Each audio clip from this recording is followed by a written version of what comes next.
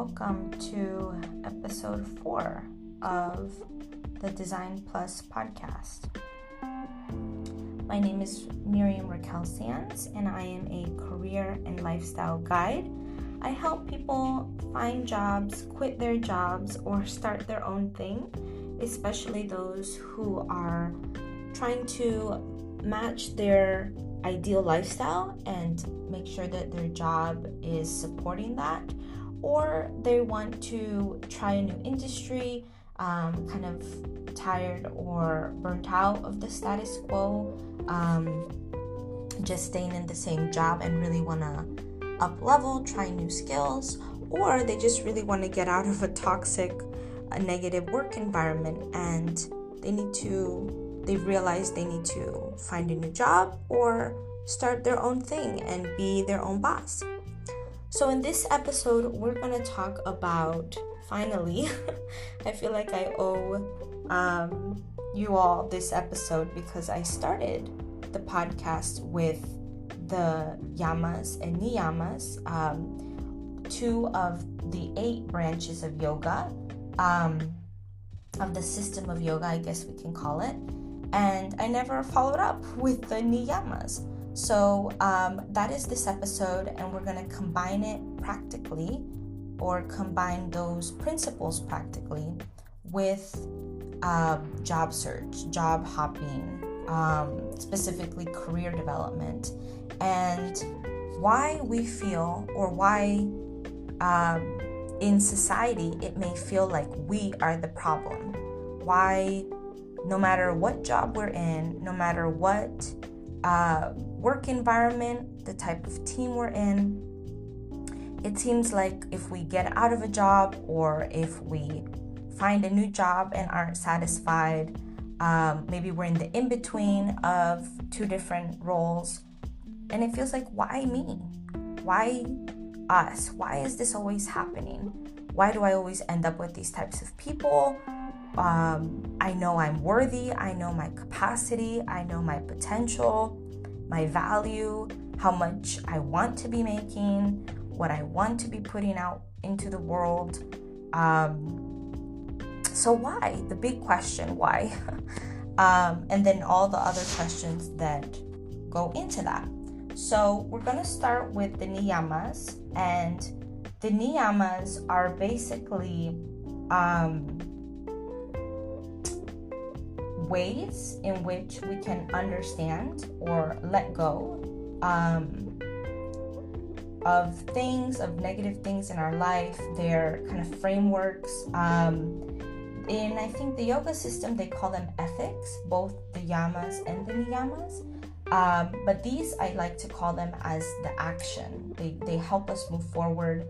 They are help us take the next necessary actions.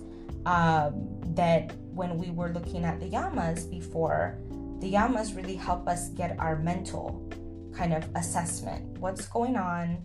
How do we honor ourselves? They kind of do the whole holistic approach to figuring out what we're doing. And then the niyamas help us take action on that and move forward. After doing our analysis, our assessments, and kind of figuring ourselves out, what do we want to do with this knowledge? Now that we know what's working, what isn't working, what we want, what we don't want, now that we know, we have empowered ourselves with knowledge and self-knowledge, how do I then take this knowledge and move it forward? Because if we don't move forward with it, then what happens to that knowledge? It just sits there. Might be a good book, might be a great blog post, might be a great anecdote, but our knowledge and our wisdom needs to take us forward, ideally, and help propel us to what we really want and need in our lives. So, the first niyama, there's 5. There are 5 yamas, and you can check out the first episode to kind of review those. But there are also 5 niyamas, which we'll go into today. The first one is all about purity, or that's how it's translated, and it is called saucha. And basically, this idea of purity, of letting go, is as we're taking action in our lives, what is it that we need to let go of? So quite literally, do you need to quit that job? What are the steps that you need to take to let go of that job? And maybe even more in depth, taking a step a view closer, is what in that job do you need to purify? Do you need to have a last conversation with somebody? Do you need to, send a thank you note? Give thanks to those who were in your corner and did support you? Do you need to finish out any tasks and assignments? If you had any courses, any ongoing education, do you need to wrap that up? What needs to purify? What needs to be released and kind of finalized so that you can let go and move forward? This could also be the mental clutter, of course, packing up your box, your cubicle, physically letting go of things in that office space, in that environment. Emotionally, what is it that you will no longer take with you to that new role, to a new opportunity? What is it that you've learned and you can say thank you and leave it there? I no longer need to interact with these types of people or this energy in my new role. X, Y, and Z. Start to see, clarify, purify, as this niyama is about, what no longer you will be taking into your new role and what you will be leaving behind, essentially, so that you can clearly, I guess in this sense, purely, essentially, minimalistically, whatever type of synonym resonates with you there, you can then take forward. So that's the first niyama, which is saucha, and it's translated as purity. The second one is santosha, which is translated as contentment.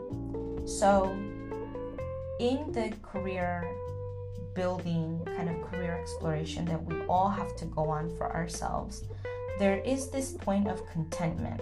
What feels good? What can I accept? What feels right for me? What feels, where do I feel appreciated? Where do I feel satisfied? So this, in moving forward into your new job, your new role, where can you find contentment? Maybe there is unease in the job search. Maybe there is a lot of chaos. There's a lot of things outside of our control. Maybe the role we wanted we didn't get, but we get the next best one or something similar to that.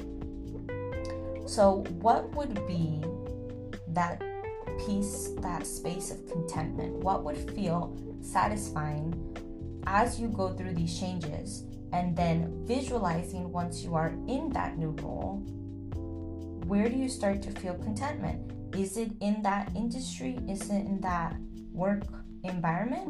Is it in the role, the specific tasks that you're doing? Is it in the type of people that you get to work with? Start to question and kind of ask yourself, what does contentment mean for me as I navigate through this change? What is maybe not the bare minimum, but what is it that I need to feel good, to feel safe and satisfied and stable, secure, all of that, as I go through changes and I pack up this box and I leave this office and this cubicle and I do what I need to do to feel content and satisfied in my career, in my life. What is that? And start to take action on it. Maybe contentment is going through a budget, is figuring out your new commute.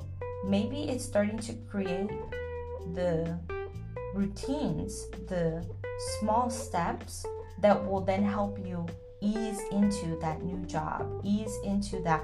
Now that you've made peace and kind of, as the first niyama was about purity, the saucha, now that you have kind of eased out of that and closed that door. So now bringing it forward, what are the questions that you want to ask, the conversations you would like to have with who in your new role, so that you can feel satisfied, so that you can feel heard and seen and feel grounded in your new role. So contentment, santosha.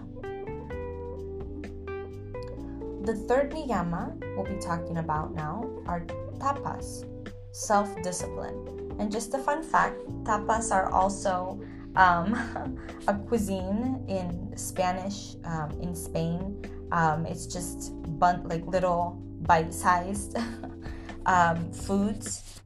It could be beans and meat and all this sort of stuff. So anyways, just throwing that fun fact out there. We're not confusing tapas with tapas, which the pronunciation may not change actually. But anyways, so this third niyama is translated into self-discipline, which goes great with the kind of groundwork we're already setting, because if we aren't clear, so going back to the purity, that first niyama of saucha, if we're not kind of pure and clear and defining, refining what we want and what is not for us, and taking that kind of decluttering mindset and doing the actual declutter, that will then, step 2, help us be satisfied and reach contentment in our new role, in our new lifestyle. Then step 3, self-discipline, tapas, will be really hard, because how do we reach discipline? How do we get into a routine, especially in a new job, in a new work environment with different people, if we haven't laid that groundwork, if we haven't gotten clear on what didn't work in the past job, what we're looking for now in this new job, in this new role, environment, and then if we haven't realized the types of questions and conversations, meetings, our own boundaries, like all of this groundwork, all of this emotional, mental inquiry is a huge step, is a lot of great, juicy, deep work into informing the type of discipline and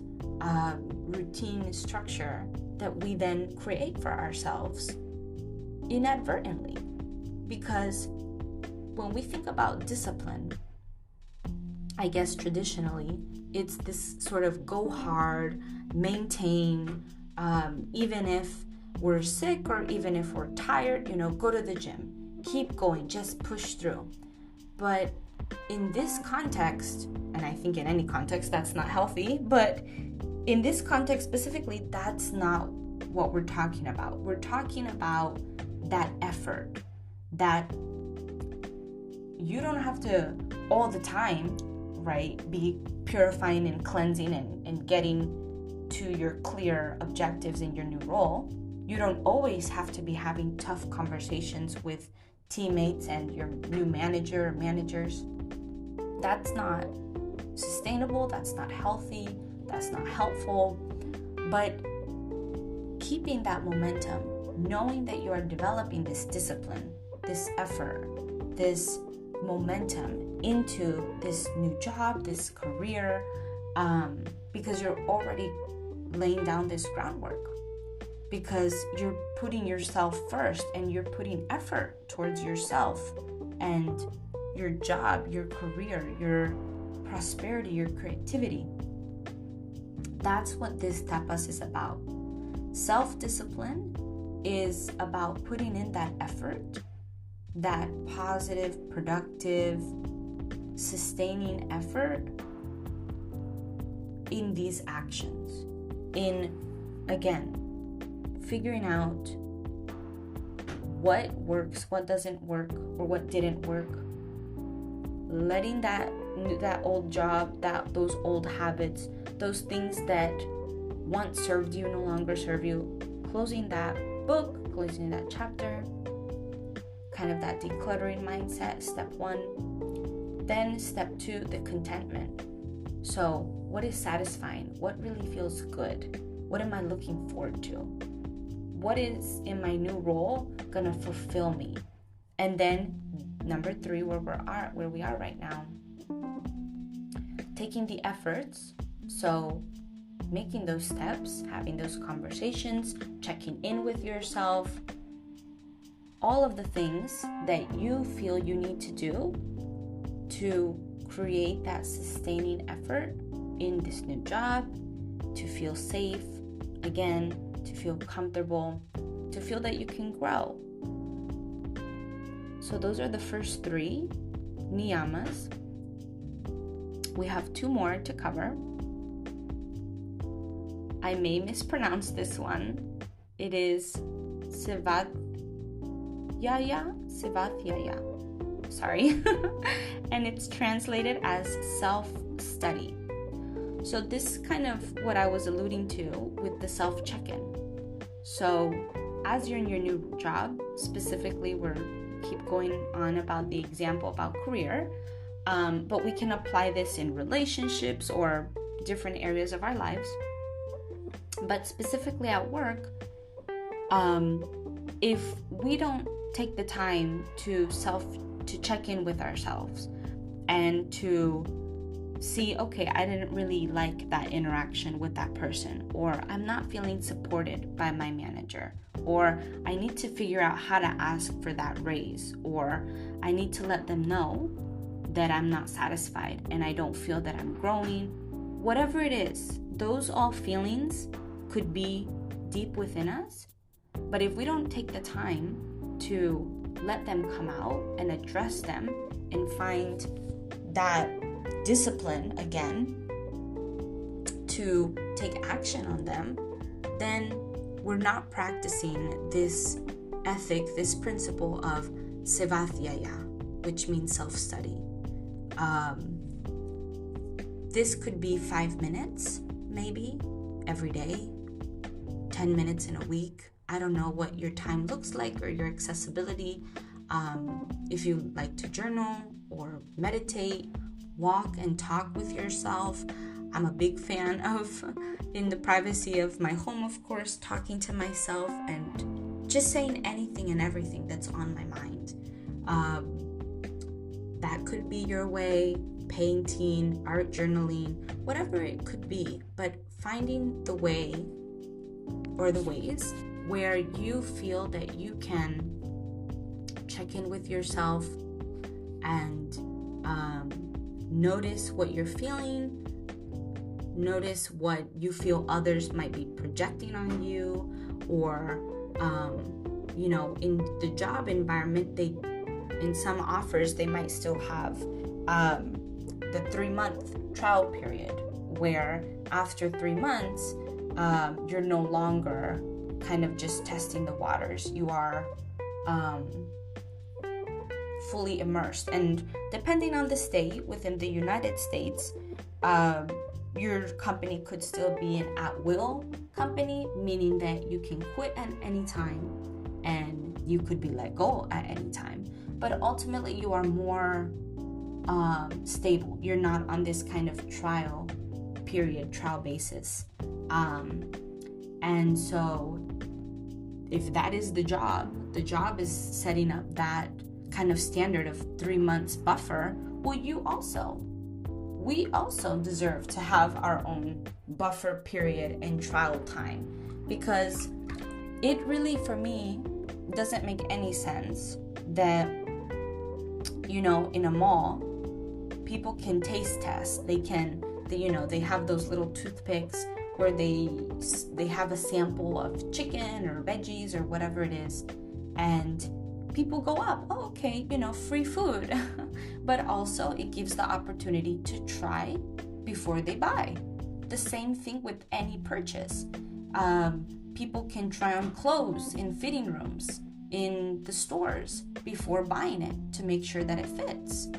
The color, the texture, the length of it, that everything fits the way they want it to fit in their bodies, on their bodies. The same thing with relationships. People date, they go on dates.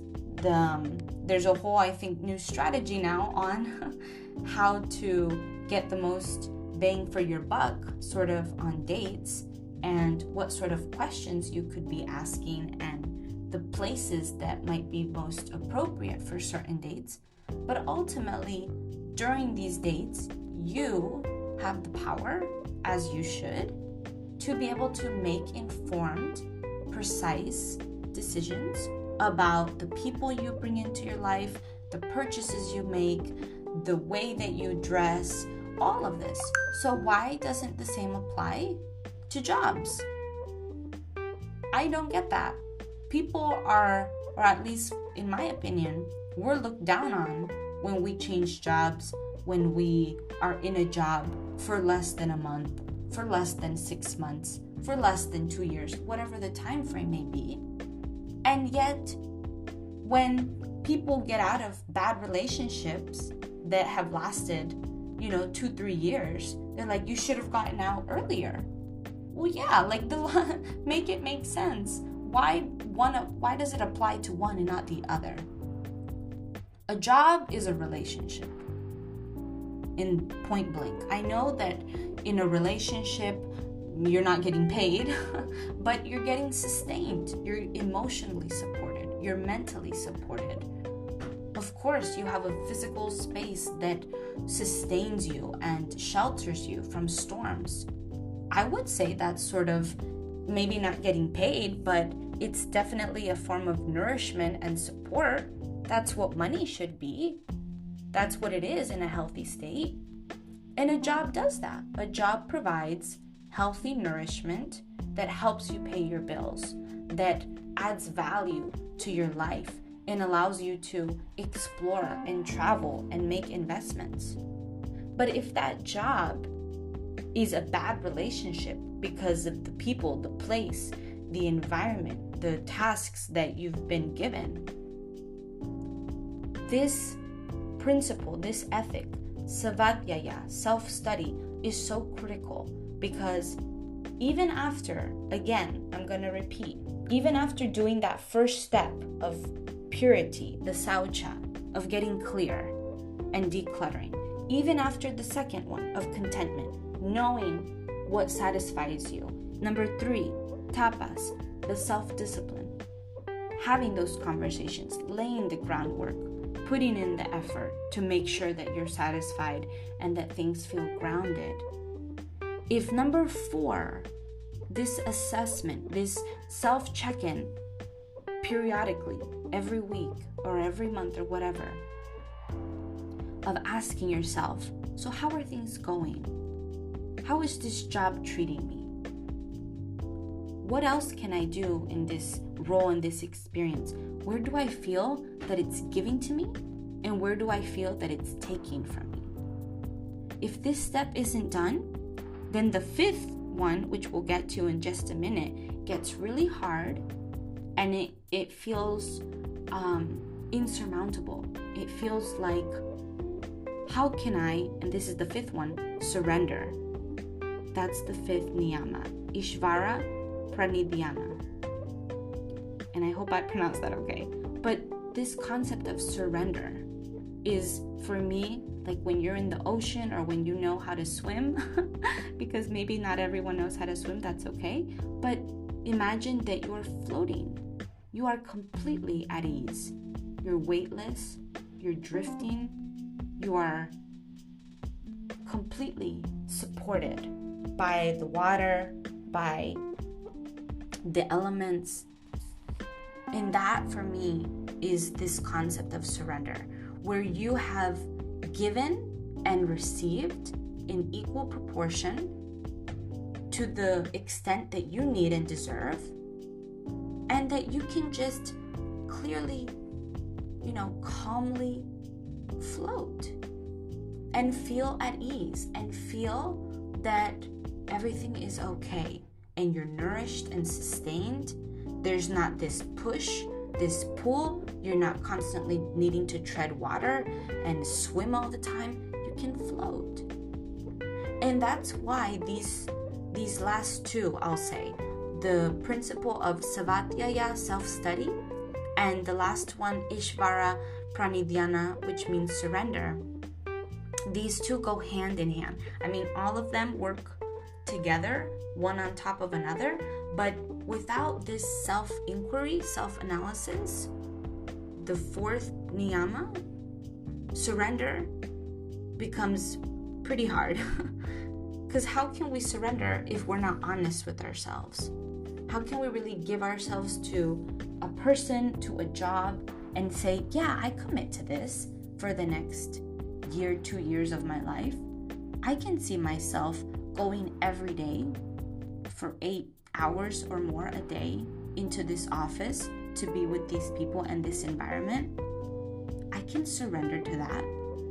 But how would we know that if we don't check in with ourselves? If we don't do that self-discipline, that effort of putting ourselves first and just spending a little bit of time in really acknowledging our feelings. And that can be hard because also as part of society, we've been taught not to acknowledge our feelings and that we have to suck it up and no pain, no gain, and all these other ridiculous claims that really haven't gotten us anywhere. Because when someone's in pain, it's either an injury or a trigger or something that's unhealthy. And that's not to say that when we work out, you won't feel a little bit of a burn and maybe the next day you're sore. Okay, I get it, your muscle's growing. But you're not in pain where you're enduring something that's so negative and so hurtful that there's no going back. And that's where this piece of self-analysis is so important, because if we don't acknowledge where our pain thresholds are, our boundaries, if we don't acknowledge our truth, our feelings, there's no way we will surrender to that job, to that manager, to that relationship. We won't be comfortable. We won't be able to trust and respect, feel reciprocated. And those are the 5 principles, the 5 ethics, the niyamas, that I really hope, I sincerely hope, help you reframe your career development, your steps in and out of the job market, and ultimately that help